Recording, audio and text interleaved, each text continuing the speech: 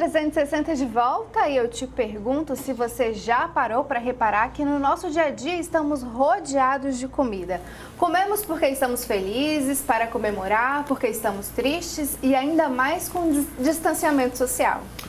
Segundo pesquisadores, a relação da comida está diretamente ligada ao nosso estado emocional. Para falar sobre o assunto, recebemos em nosso estúdio o psicólogo Alexandre Brito e o nutrólogo Bruno Oliveira. Muito boa tarde aos dois. Boa tarde. Boa tarde. Alexandre, eu queria te perguntar o seguinte, começar essa conversa perguntando o seguinte: por que essa compulsão, esse impulso que a gente tem de, estando alegre ou triste, a gente partir para se alimentar, para comer alguma coisa? A gente tem que entender que a nossa relação com a comida não tem mais necessariamente a ver com sobreviver, mas com o prazer.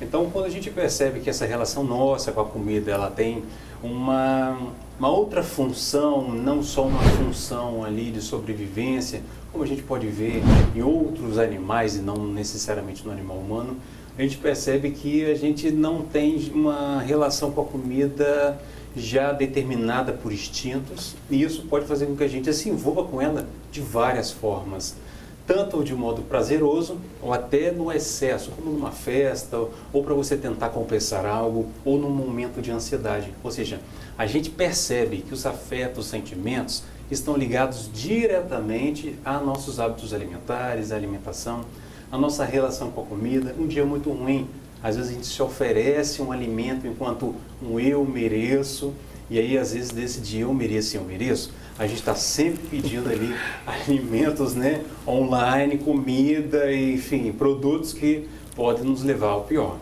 Agora, doutor, o que a nutrologia ela diz sobre isso? Existe uma forma da gente ligar a psicologia e também fazer aí uma educação? Como que vocês agem nisso? Completamente relacionado, né?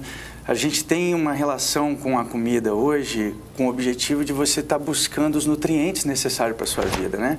E quando você tem essa descompensação da parte emocional, você pode estar atribuindo excessos ou até faltas em alguns momentos, né?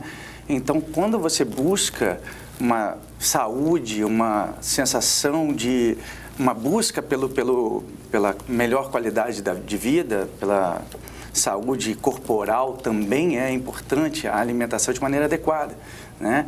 Para isso, você precisa estar com o emocional bem afiado junto, né? Então, a gente busca sempre entregar para a pessoa a importância do emocional equilibrado.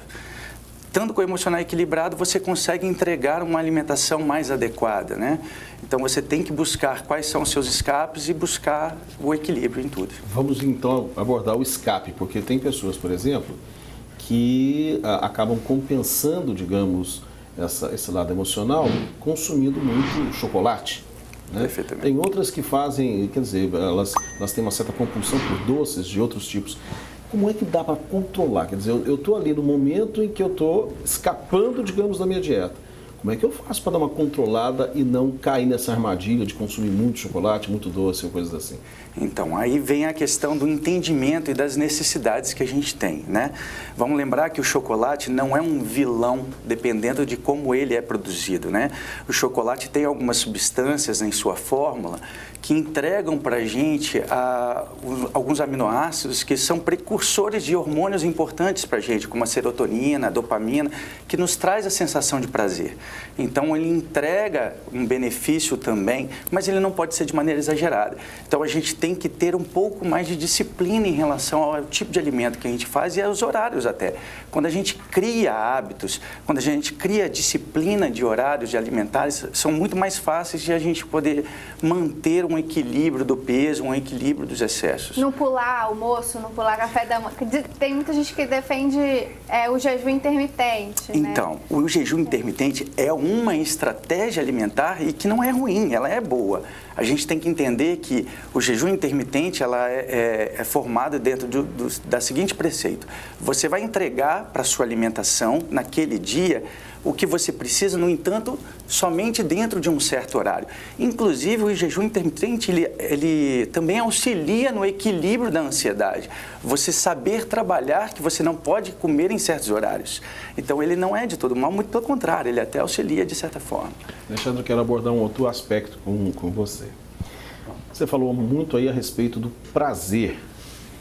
Certa vez eu estava conversando com um amigo e ele estava me falando que esse nosso hábito de nos reunirmos, quer dizer, juntamos 3 ou 4 pessoas, imediatamente a gente coloca alguma coisa ali para se servir. Une as pessoas, né, Cacá? A ideia é essa, mas ele estava me chamando a atenção de que esse é um hábito latino, ou seja, nós como latinos e cristãos, católicos, nós temos essa relação mesmo, né, com o prazer. A gente se dá o direito de ter um prazer com a comida, o que há com os alimentos, o que não acontece com outras religiões, que explica, inclusive, em alguns casos, o fato de alguns países nem terem comidas típicas. O caso da Holanda, por exemplo, em que tem ali uma religião, nasceu de uma religião muito, muito pesada, em termos de contenção ao prazer. O prazer, então, está absolutamente relacionado com essa compulsão que a gente tem hoje pela alimentação.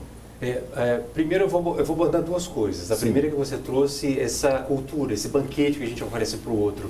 Vou nem longe com você, Cacá. Se você vai para o interior, o que se oferece? Muita comida para você. Lógico. E ai de você não aceitar, Cacá. Lógico. Porque a comida ela tem um certo sentido. Ela é compreendida como uma prova de amor. Então, algumas famílias, inclusive, né, falam assim, olha, eu vou te dar comida e você tem que aceitar. Enquanto você vai aceitando, você está ali provando que você está como parte dessa família, né? Então, é como se o banquete, aí já não é mais prazer, é excesso. Aham. Então, esse excesso, é como se fosse, então, um sentido que se dá para a comida. Então, você oferece esse sentido para a comida em alguns interiores, algumas famílias, e a gente vê isso, é muito comum, né? Um verdadeiro banquete, você come, a pessoa prepara de novo o seu prato daquele jeito, e você tem que comer de novo, e assim vai. Então, tem uma questão, portanto, cultural na alimentação. Esse é o primeiro ponto. E cada região vai ter a sua, né? E assim, o segundo ponto, Cacá, que é essa compulsão pela alimentação, às vezes ela pode ser o quê?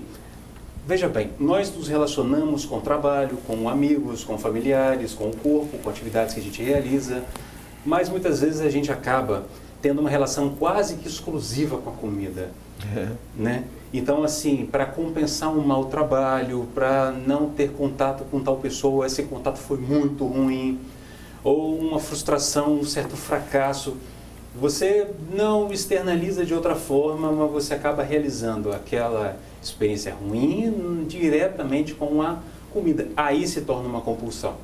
Então, você usa uma espécie de energia que você poderia usar para outras coisas e acaba se dedicando quase que exclusivamente à comida. Isso pode fazer mal. Agora, que quando desculpa, falta... Rapidinho, Cacá. Quando falta um alimento, às vezes, eu conheço, tive experiências, convivi com pessoas que cresceram faltando alimento em casa, né? E agora na parte adulta, as pessoas elas comem além da conta aquilo que faltava, um tipo de alimento. Ou quando vê uma carne não consegue comer pouco, tem que comer muito, tem que comer tudo. Isso tudo também é algo que tem que ser trabalhado psicologicamente. Tem que né? ser trabalhado porque, de novo, o sentido que a gente dá para a comida faz com que a gente se relacione com ela. Por exemplo, Lise, se você pensa assim, eu tenho que comer e não pode nada sobrar porque isso é pecado. Veja bem. Porque tem muita gente que cresce com esse Isso, eu ensinamento. tenho que comer tudo, porque se eu deixo sobrar algo, e aí você come mais do que você aguenta, né? Você acaba se excedendo, você exagera, você até passa mal, mas não consegue abandonar talvez esse sentido que precisa ser reformulado. Então, você precisa superar algo que você viveu que não te fez bem, que você precisa talvez você esteja compensando com a comida, e nesses momentos a gente vê que a psicologia e a nutrologia, você encontra profissionais que podem te ajudar justamente a lidar com isso. Queria encerrar perguntando para o senhor o seguinte: enquanto a gente estava conversando aqui, apareceram ali algumas imagens de supermercados, alimentos, etc. Na maioria das vezes, eu acho que aí está o grande segredo para as pessoas que querem dar uma controlada na sua alimentação, né? É comprar aquilo que lhe faz bem, não é? Então, perfeitamente. O que acontece, Cacá? Muitas vezes a gente vai ao supermercado e a gente compra por impulsão.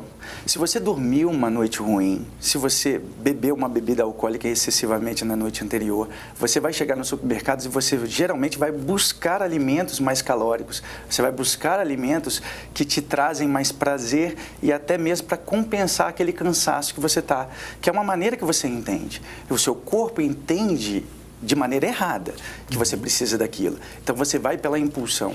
Outra coisa é você ter em casa os alimentos que você sabe que não é correto ter.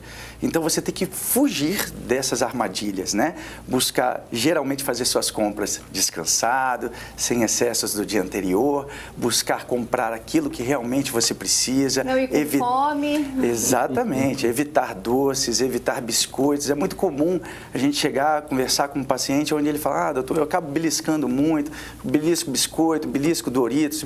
Mas por que você compra isso então? Por que tem na sua casa? Não tenha, evite. Isso até para você e para os seus filhos. É a mesma coisa. Então, meu filho come muito errado, meu filho só come bobagem. Bobagem porque tem.